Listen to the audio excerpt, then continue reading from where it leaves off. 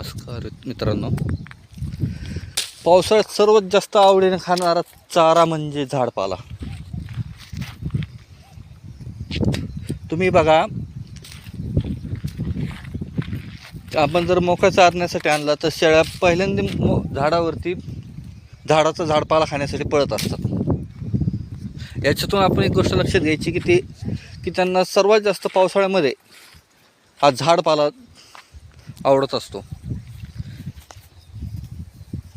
आणि याच्याने काय होतं, समजा झाडपाला खाल्ला की करडांची उंची ज्यावेळेस ते झाडावरती चढण्याचा प्रयत्न करतात, उभा राहण्याचा प्रयत्न करतात, त्यावेळेस ते समोरचे दोन पाय वर करून उभा राहतात ना. मग त्यावेळेस त्यांची हाईट ग्रोथ होण्यासाठी ते एक फायद्याचं राहतं आपल्याला. बघू शकता, सगळ्या शेळ्या झाडपाल्यावर पडल्यात. सगळ्या, कोणीच गवताकडे तोंड लावत नाही.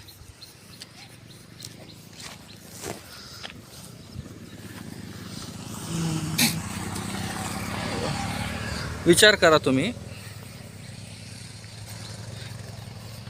असं मनाने काही सांगत नाही मी, तुम्हाला समोर दिसतंयच शेळ्या कशासाठी पळतात ते.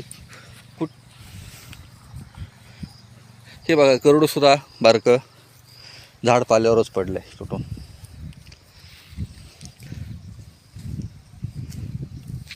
खूप आवडीने खातात झाडपाला शेळ्या.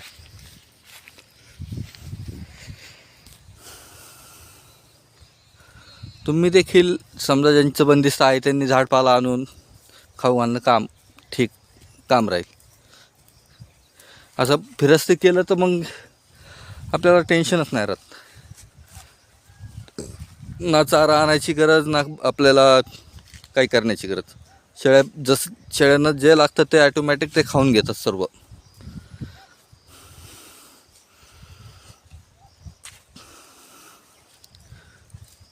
आता आमच्या इकडे झाडाचं प्रमाण म्हणजे असं थोडंसं माड रान आहे, त्याच्यावरती झाडाचं प्रमाण भरपूर आहे.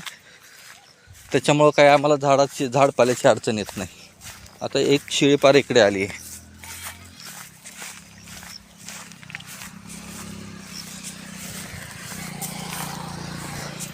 बघू शकता, ही पार कुठे येऊन झाडपाला खाते.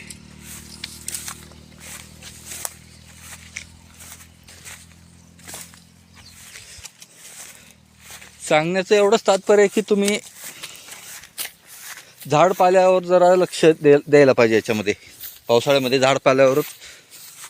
आणि कसं, गवतानी पोट भरत नाही त्यांचं. जेवढा असं निबर चारा खाईल ना शेळी, त्यावेळेसच त्यांचं पोट भरण्यात येतं. नाही असं गवत कसं असं कवळं असतं, त्याच्यामुळे लवकर पोट भरत नाही. झाडपाल्याचं कसं निबर झालेला असतो आणि त्याच्यामुळे त्यांचं पोट भरण्याकरता खूप म्हणजे अशी मदत होती झाडपाल्याची. तर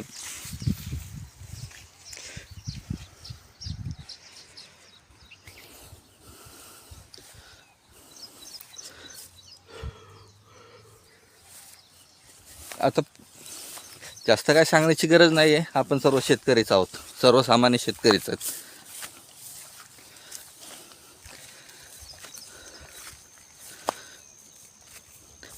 नाही तर रोज तेच टॉपिक घेऊन बोलण्यात अर्थ नसतो.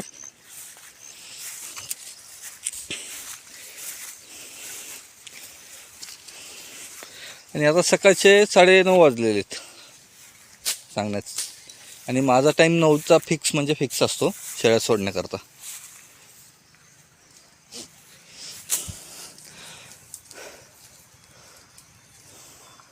तुम्ही देखील बंदिस्त करण्यापेक्षा थोडं फिरस्ती करा, अर्ध बंदिस्त करा. किमान एक टाईम तरी त्यांना फिरून आणा तुम्ही. पूर्णच बंदिस्त म्हणल्याच्या नंतर थोडीशी अडचण वाढते आपल्याला, मेंटेनन्स वाढतो सर्व.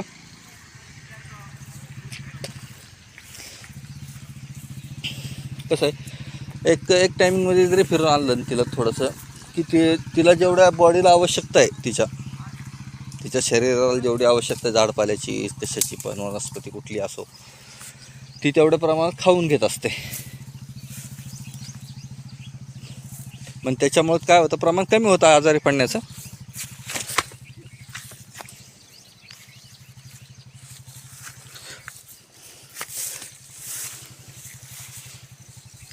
चला तर मित्रांनो, व्हिडिओ थांबवतो.